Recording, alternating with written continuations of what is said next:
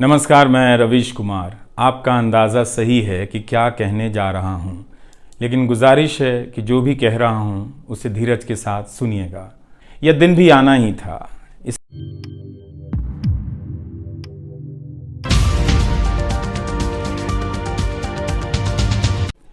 नमस्कार, मैं रवीश कुमार। आपका अंदाज़ा सही है कि क्या कहने जा रहा हूँ, लेकिन गुजारिश है कि जो भी कह रहा हूँ उसे धीरज के साथ सुनिएगा। भारत की पत्रकारिता में स्वर्ण युग तो कभी था भी नहीं, लेकिन आज के दौर की तरह भस्म युग भी नहीं था। भस्म युग से मेरा मतलब है जहां इस पेशे की हर अच्छी बात तेज़ गति से भस्म की जा रही हो। यह दिन भी आना ही था।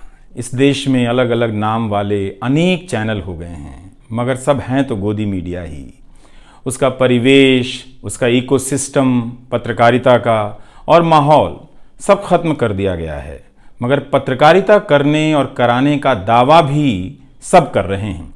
खासकर वो भी कर रहे हैं जो उसी सत्ता का हिस्सा माने जाते हैं, उसी के रूप में देखे जाते हैं, जिसकी ताकत से हर दिन पत्रकारिता इस देश में कुचली जा रही है।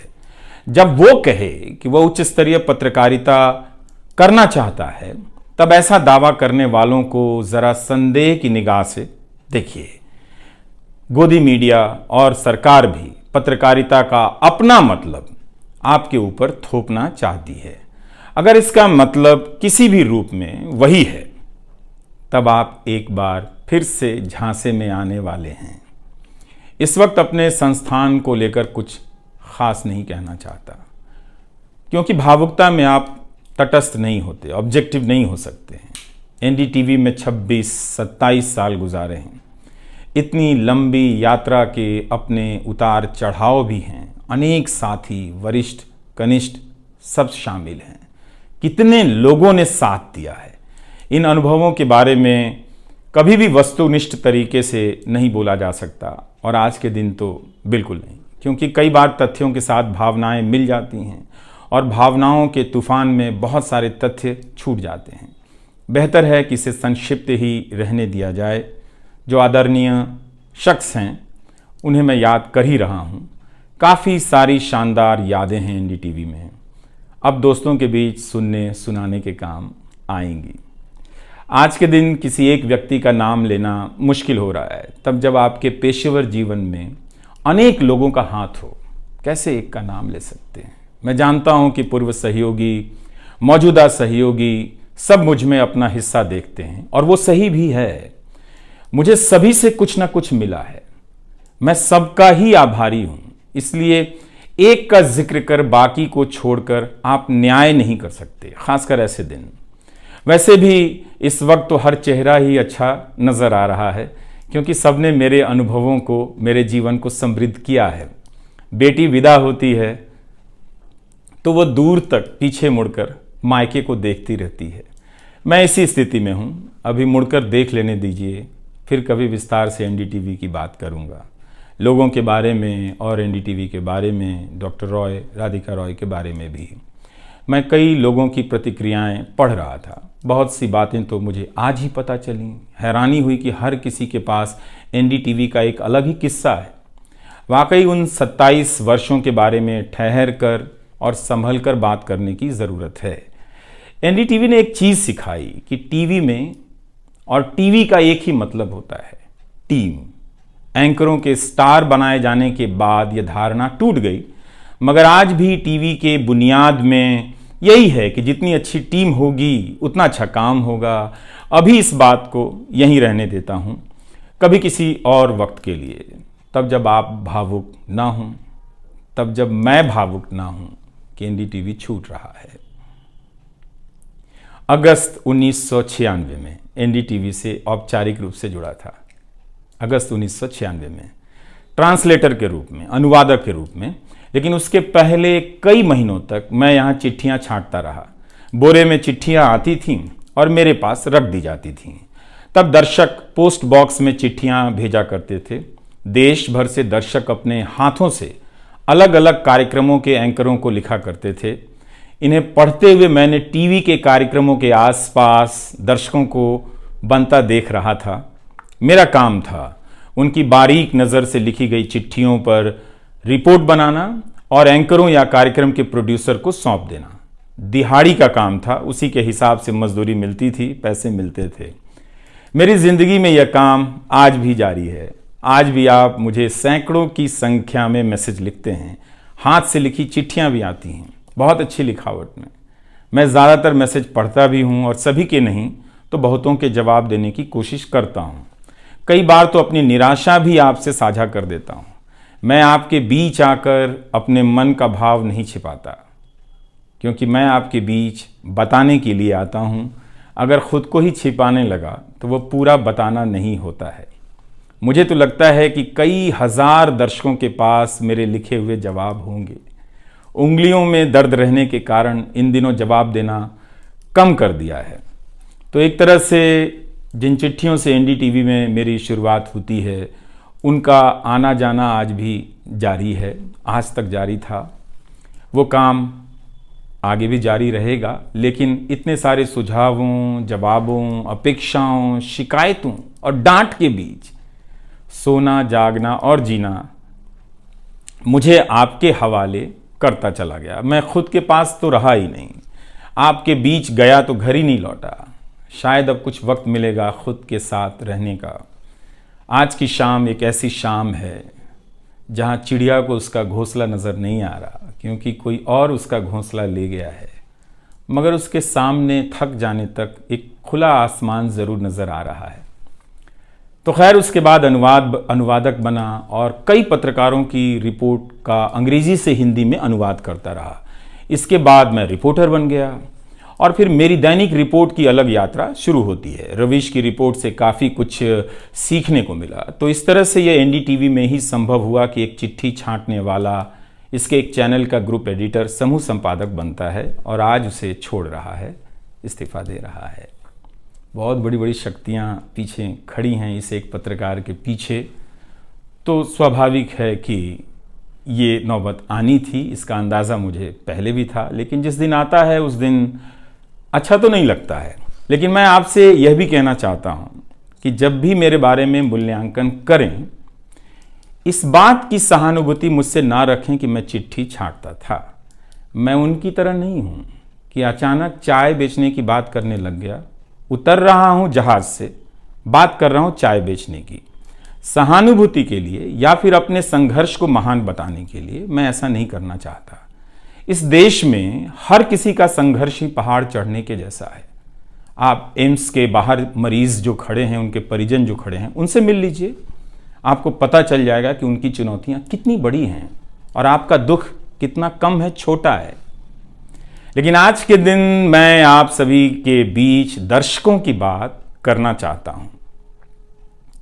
इस दौर में कुर्सी पर बैठे किरदारों को टूटते हुए देखा, सबने देखा। संस्थाओं को भस्म होते देखा, आपने देखा। नफरती तूफान में लोगों को भटकते देखा, मगर मैंने इसी दौर में एक नई संस्था भी बनते देखी है। वह संस्था है जनता की संस्था, दर्शकों की संस्था। दर्शक ही अपने आप में इंस्टीट्यूशन बन जाते हैं। आप दर्शकों की संख्या भले कम है, मगर आप दर्शकों ने मिलकर जर्जर किए जा रहे इस लोकतंत्र में जनता नाम की संस्था का पौधा सूखने से बचा लिया। एनडीटीवी में मुझे जब भी अवसर मिला, मैंने जान लगा दी। मैंने कभी उन अवसरों को अपने लिए नहीं देखा, बल्कि यही सोचा कि ये अवसर मुझे आप दर्शकों के लिए मिला है, इसलिए उन सभी अवसरों को आप दर्शकों की कहानियों से भरता चला गया और मैं आप दर्शकों का होता चला गया। आपका दावा मुझ पर बहुत बड़ा है, मैं जानता हूँ। आप मुझ पर बहुत दावा रखते हैं। मेरे आसपास आप दर्शकों की वजह से एक न्यूज़ रूम बन गया था, पब्लिक न्यूज़ रूम, जो दफ्तर के भीतर नहीं, आपके घरों में था, आपके दिमाग में था। दुनिया भर में फैले कितने दर्शकों ने आगे आकर मेरी मदद की है। आपने कभी मुझसे पैसे भी नहीं मांगे, कभी एहसान तक नहीं जताया। विदेशों में मेरे लिए वीडियो रिकॉर्ड किया, रिसर्च किया। मेरा हर कार्यक्रम किसी न किसी दर्शक के सहयोग का उदाहरण है। आप दर्शकों ने मेरी जानकारियों को दुरुस्त किया है, गलती की है तो डांटा भी है और काफ़ी कुछ उसमें जोड़ भी दिया है। कई सारे एक्सपर्ट, कई सारे छात्र, कई सारे प्रवासी भारतीय, स्थानीय भारतीय दर्शक बनने के साथ साथ मेरा साथ दे रहे थे और पत्रकार भी बन रहे थे और इस पेशे के एक छोटे से द्वीप को बचा रहे थे। इस प्रक्रिया को बिखरते देखना, दर्शकों के बनने की प्रक्रिया को बिखरते देखना और फिर से बनते देखना बहुत सुखद अनुभव रहा। आप दर्शकों में से कईयों ने मेरे लिए अलग अलग भाषाओं से अनुवाद तक कर दिया। संसाधनों की हमेशा मेरे पास कमी रही, मगर आप सभी ने मिलकर पूरी कर दी, सिर्फ इसलिए कि प्राइम टाइम में जो भी जाए ठीक से जाए। वो मेरा नहीं, आपका प्राइम टाइम था। कभी खराब शो कर दिया तो आपने अपनी निराशा बताने में कोई संकोच नहीं की। आप वाकई लाजवाब हैं। दर्शक ही मेरे नियमित संपादक हैं, निरंतर संपादक हैं आप दर्शक मेरे। मैं अक्सर कहता हूं कि एक पेड़ में कई बारिशों का पानी होता है। आपके जैसे दर्शकों के होने में ही किसी रवीश कुमार का होना है। आप हर मौसम में बरसात बनकर आ जाते हैं, सूखते पेड़ों को हरा करने आ जाते हैं। आज आपकी बदौलत यूट्यूब पर, ट्विटर पर कितने ही पत्रकार खड़े हो गए। आप उन सभी के पीछे खड़े हैं। आज कई वेबसाइट हैं जिन्हें आप सब्सक्रिप्शन के बहाने आर्थिक मदद देते हैं। जब लोकतंत्र में एक भी संस्था नजर नहीं आ रही थी, अदालतें कमजोर नजर आ रही थी, आ रही हैं, आप दर्शक नजर आ रहे थे। आज के दौर में आप ही पत्रकारिता के सबसे बड़े संस्थान हैं। पत्रकारिता अब संस्थानों में नहीं बची है, आप जैसे दर्शकों के बीच बची हुई है, जिनकी मदद से आज पत्रकार सवाल पूछ रहे हैं। यही आपका इस वक्त में सबसे बड़ा योगदान है। हो सकता है कि कोई जनता की आवाज को पूरी तरह कुचल दे, उसकी आवाज पर धार्मिक नफरतों की आंधी धूल को भर दे, ढक दे, लोकतंत्र को मिटा दे, मगर आप दर्शकों का होना हौसला देता है कि लोकतंत्र भले खत्म हो जाए, मगर उसकी चाहत कभी खत्म नहीं होगी, क्योंकि आप जैसे दर्शक अपनी जवाबदेही को, जिम्मेदारियों को बहुत खूब समझते हैं। इस मुश्किल वक्त में आपने एक पत्रकार पर भरोसा किया, उसे कितना प्यार दिया। कई बुजुर्ग माओं ने मेरे बाल सहला दिए, गाल छू लिए, तो किसी ने मेरे गमले में गुलाब के फूल लगा दिए, किसी ने चने का सत्तू भेज दिया कि मेरी सेहत ना खराब हो, किसी ने शहद भेज दी, किसी ने धूप में खड़े देखा तो सर पर गमछा तान दिया और छाता खोल दिया, किसी ने जेब में कलम रख दी, महंगी कलम। आज के दिन मैं एनडीटीवी से ज्यादा आप दर्शकों को याद करना चाहता हूं। आपके बिना मैं कुछ नहीं कर पाता। मुझे आप दर्शकों पर नाज है। कई बार लगता है कि मैं संस्था का कम आप दर्शकों का प्रतिनिधि ज्यादा हूं। मुझे काम करने की आजादी मिली संस्था में, निर्बाध आजादी, और उस आजादी को मैंने हमेशा संभाल कर रखा, क्योंकि आपकी तेज नजर मुझ पर थी। खुद को काफी संभाला कि कुछ गलती ना आ जाए, कुछ मुझसे चूक ना हो और मुझ में अहंकार ना आ जाए और बदले में आजादी चली जाए। मेरे आगे दुनिया बदलती रही, मगर टेस्ट मैच के खिलाड़ी की तरह पिच पर टिका रहा। पर अब किसी ने मैच ही खत्म कर दिया है, उसे T20 में बदल दिया है। जनता को चवन्नी समझने वाले जगत सेठ हर देश में हैं, इस देश में भी हैं। अगर वो दावा करें कि आप तक सही सूचनाएं पहुंचाना चाहते हैं, तो इसका मतलब है कि डॉलर अपनी जेब में रखकर आपकी जेब में चवन्नी डालना चाहते हैं। पत्रकार एक खबर लिख दे तो जगत सेठ मुकदमा कर देते हैं और फिर सत्संग में आकर प्रवचन भी देते हैं कि वे पत्रकारिता का भला चाहते हैं। आप दर्शक इतना तो अपना भला समझते होंगे। इसलिए आज मैं अपने संस्थान से ज्यादा आप दर्शकों को याद करना चाहता हूं। मुझे हमेशा लगता था कि हिंदी का पत्रकार छत क्यों नहीं छुपाता है। ऐसा क्यों है? हिंदी पत्रकारिता के कई श्रेष्ठ संपादकों, पत्रकारों के कार्यों पर निगाह रहती थी। उनकी गहराई हैरान करती थी, फिर भी लगता था कि उनकी बात जमाने तक ठीक से नहीं पहुंची, पेशे के भीतर उन्हें उनकी जगह नहीं दी गई। पत्रकारिता का मतलब अंग्रेजी का पत्रकार होना हो गया। इसके कुछ ठोस कारण भी हैं, उनमें विस्तार से जाने का समय नहीं है, लेकिन तब भी हिंदी के जुझारू पत्रकार आसमान क्यों नहीं छू सकते हैं, यह बात कचोटती रही। इन सब बातों ने मेरे व्यवहार में काफी बदलाव कर दिए। भाषा को संयमित किया, मर्यादित किया, ताकि हिंदी का प्रभाव कम ना हो। बहुत सजगता से अपना काम इस तरह से किया कि लोगों को, देश के किसी भी हिस्से के लोगों को मेरी हिंदी से प्यार हो जाए। मेरी मातृभाषा हिंदी नहीं है, भोजपुरी है। भोजपुरी गांव है मेरे लिए। हिंदी मेरे लिए भाषा का वो शहर है, पहला शहर जहां मैं गांव से शहर आया था। लेकिन मुझे भारत के हर राज्य के दर्शकों से प्यार मिला है। हिंदी प्रदेशों की कुंठित राजनीति ने हिंदी को हथियार बना दिया। इससे हुआ कुछ नहीं, हिंदी को लेकर कुंठाएं ही बढ़ती चली गईं, किसी का भला नहीं हुआ। मैं उन सभी गैर हिंदी भाषी पत्रकारों, सामाजिक कार्यकर्ताओं, विद्वानों का शुक्रिया अदा करना चाहता हूं, जिन्होंने मेरी हिंदी को समृद्ध किया, जिन्होंने मेरे लिखे हुए का अपनी भाषा में अनुवाद किया और अपनी भाषा में लिखी हुई जानकारियों का मेरे लिए अनुवाद कर दिया मुफ्त में। कई बार लगता था कि अलग अलग डिब्बे जुड़ते जा रहे हैं और रेल बनती जा रही है। उर्दू, मलयालम, तमिल, कन्नड़ा, पंजाबी, गुजराती, मारवाड़ी, बंगाली, मराठी भाषा के पत्रकारों ने कितना कुछ जोड़ा है। यह बात कहीं हिंदी बनाम अंग्रेजी की तरफ ना मुड़ जाए, इसलिए कहना जरूरी है कि अंग्रेजी भाषा में लिखने वाले विद्वानों और पत्रकारों ने मेरी खुलकर मदद की है, मेरे साथ बराबरी का व्यवहार किया। जो नहीं कर सके, ऐसे हैं, उनका क्या हिसाब करना, उनका क्या रोना, मगर जो बराबरी के साथ पेश आते रहे, उनका आभार व्यक्त करना चाहिए। उन सभी ने अपना श्रेष्ठ मुझसे साझा किया, किताबें दी, अवसर बताए, मेरे लेख का अनुवाद तक कर दिया, ज्यादा लोगों तक पहुंचा दिया। मेरे जीवन में इतिहास के मेरे शिक्षकों का बहुत योगदान है। मेरे शिक्षक मेरी जान है। मैं चाहता हूं कि आप मेरे जरिए मेरे पीछे खड़े अनगिनत लोगों के बारे में जानें, उन्हें भी देखें।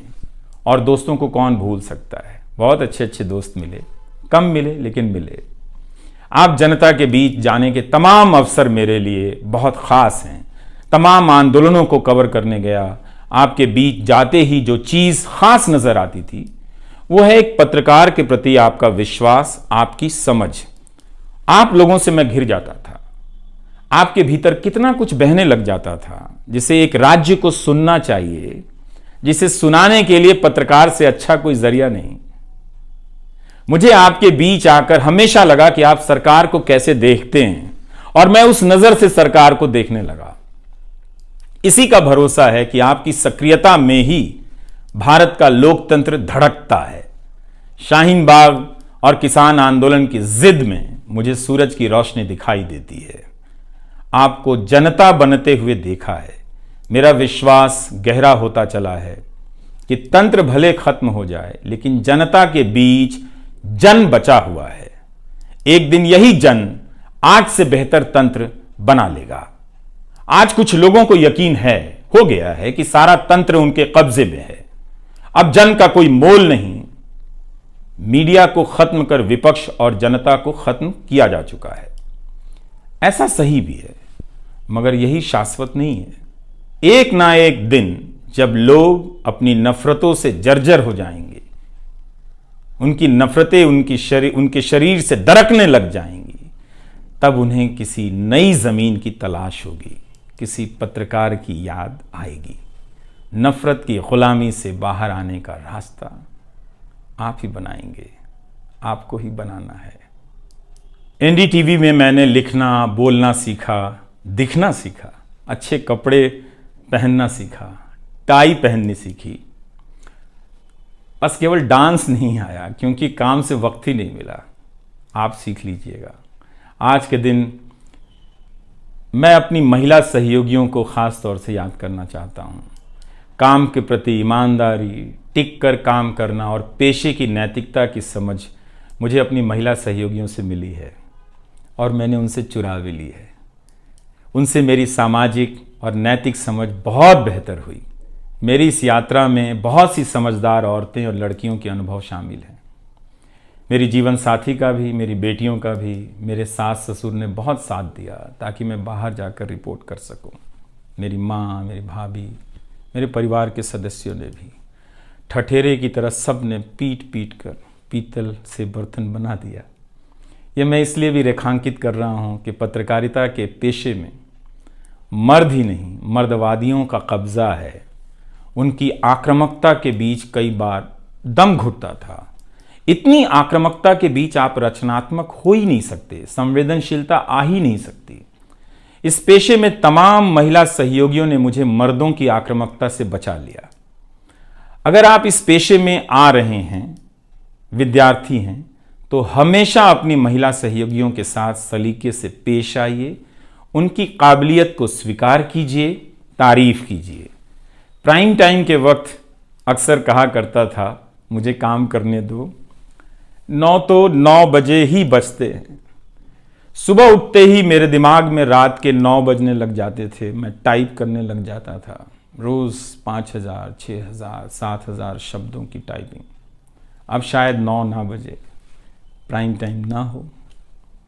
मुझे पता नहीं था, पता नहीं है कि अब 9 बजे क्या करूँगा। मुझे टीवी से बहुत प्यार है, इस माध्यम से दिल लग गया था, शायद इसी वजह से दिल टूट रहा है। वो लाल माइक याद आता रहेगा, अब वो लाल माइक नहीं होगा। मैं जानता हूं कि आप दर्शकों की आदतों में मैं शामिल हो गया हूं। आप काफ़ी तकलीफ़ में थे कि मेरा क्या होगा, मैं क्या करूंगा, मैं प्राइम टाइम क्यों नहीं कर रहा हूं। मुझे लगा कि चुपचाप किनारे हो जाना चाहिए। धीरे धीरे मेरे नहीं होने की आदत आपको डाल देनी चाहिए। इसलिए कई दिनों से प्राइम टाइम नहीं कर रहा था, ताकि आप मुझे कुछ भूल सकें। मगर आप हैं, मानते ही नहीं। हर रात 9 बजे के बाद मैसेज करने लग जाते हैं कि कहाँ हो, बीमार तो नहीं हो, सब ठीक तो है, एनडीटीवी में क्या चल रहा है, आप अच्छे हैं। तो भारत का मीडिया स्पेस बदल चुका है। उन हजारों युवाओं की सोचिए जो पढ़ाई पत्रकारिता की कर रहे हैं, लाखों रुपए लगा रहे हैं, मगर उन्हें काम दलाली का करना पड़ेगा, क्योंकि इसके लिए अब कोई सांस्थानिक जगह नहीं बची है। इसी के बीच जो आने वाले पत्रकार हैं, जो इस वक्त पत्रकार हैं, सभी को जूझना है। कोई घुट रहा है तो कोई इस पेशे को छोड़ रहा है। कई लोग कहते हैं कि नौकरी की मजबूरी के अलावा पत्रकार बनने की कोई दूसरी शर्त नजर नहीं आती, कोई उत्साह नहीं है। यहां तो जस्टिस तक कह रहे हैं कि जमानत देने पर जजों को टारगेट किए जाने का डर लगता है। जब जज को ही डर लगता है, तब फिर इस दौर में यह बोलना भी गुनाह है कि मुझे डर नहीं लगता है। एक डरा हुआ पत्रकार मरा हुआ नागरिक पैदा करता है। इसलिए बोला कीजिए कि हमें डर नहीं लगता है। आप उस देश के नागरिक हैं जिसने नंगे पांव ब्रिटिश साम्राज्य को घुटने पर झुका दिया। कोई कारण नहीं कि मैं आप पर भरोसा ना करूं कि एक दिन आप गोदी मीडिया की इस गुलामी से बाहर आएंगे। आप हमेशा इस गुलामी में नहीं रह सकते। इसकी गुलामी से आपको लड़ना ही पड़ेगा। यह सबकी लड़ाई है। इस लड़ाई के बिना आप दुनिया में सर उठाकर नहीं चल सकते। आपकी यही पहचान होगी कि आजाद देश के गोदी मीडिया के गुलाम हैं। इसके खतरे की गंभीरता को समझिए। कानून की आड़ में अब अधिकार कुचले जा रहे हैं, अभिव्यक्तियों को रौंदा जा रहा है, ताकि सारे अवैध काम वैध नजर आए। इस समय मेरे रास्ते निश्चित नहीं हैं, निश्चित हैं तो सिर्फ हौसला है। उसका भी क्या भरोसा, कभी आसमान में होता है, कभी पाताल में। एक YouTube चैनल बनाया है रवीश कुमार ऑफिशियल, और फेसबुक पेज भी है रवीश का पेज। इसे सब्सक्राइब कीजिएगा। अब मैं YouTube पर ही नज़र आऊँगा, NDTV इंडिया पर नहीं। किसी संस्था के साथ मर्यादाएं बहुत अलग होती हैं, फ्रीलांस और आज़ाद जीवन की अलग। लेकिन इस बार परिवार के साथ थोड़ा वक्त बिताना चाहता हूँ, जीना चाहता हूँ। मैंने इस्तीफ़ा दे दिया है। नमस्कार, मैं रवीश कुमार अब आपको उस चैनल पर सुनाई नहीं देगा। नमस्कार, मैं रवीश कुमार। अंत में दोस्तों आपसे निवेदन है कि आप हमारे इस चैनल को लाइक करें, शेयर करें और सब्सक्राइब करें, ताकि आपको लेटेस्ट खबरें और अपडेट मिलती रहें। और साथ के साथ आपसे निवेदन है कि हमारे फेसबुक पेज हर खबर आप तक को ज़रूर लाइक और फॉलो करें। और इस खबर में इतना ही, हमें दीजिए इजाज़त। आगे फिर मुलाकात होगी आपसे किसी ऐसी खबर के साथ। तब तक के लिए जय हिंद, धन्यवाद दोस्तों।